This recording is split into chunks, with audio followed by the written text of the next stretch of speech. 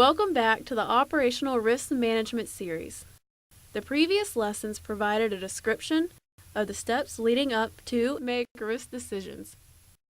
During this lesson, the Naval Safety Center experts will describe the fourth step of the ORM process, implementing controls. Remember that you have control of the pace of the video. You can pause, rewind, or rewatch the video as needed. Let's get started. Step 4, implement controls.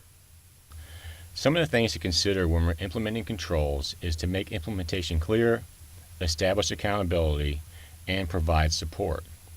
So making implementation clear, the things that we want to consider are who's going to have the assigned responsibilities.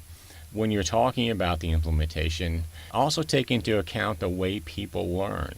If you can use examples, use examples. People like pictures, charts, and even videos.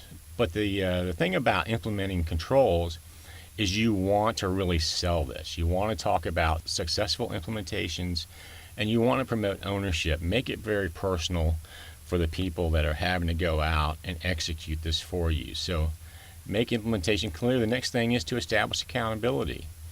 Who's the appropriate decision maker?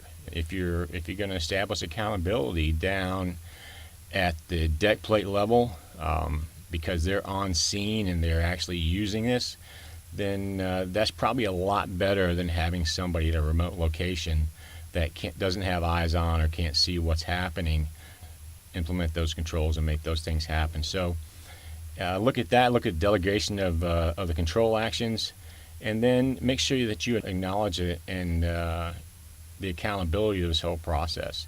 So you establish accountability, and the next thing you need to do, especially from a supervisory standpoint, is make sure that you're providing the right kind of personnel and resources to implement the control measures. So if your control that you put in place is providing more people for safety and security, but you don't have the ability to provide those personnel, is that a good control? And the other thing you want to think about is designing sustainability into the controls from the beginning. And this kind of goes back to if you're using a instruction or something like that for a control policy, make sure that policy works for the long term instead of just for the short term. And then make sure that you have a way for the people on the deck plate to provide you feedback, to make sure that the controls you're putting into place are working the way that you want them to work. So provide the resources, design sustainability, and employ a feedback mechanism so that they can make sure those controls work properly.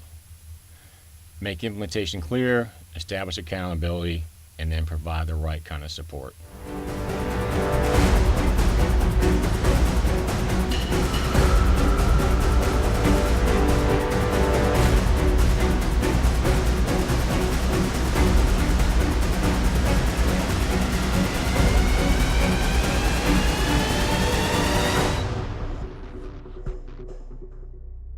You just listened to the fourth lesson of the ORM series.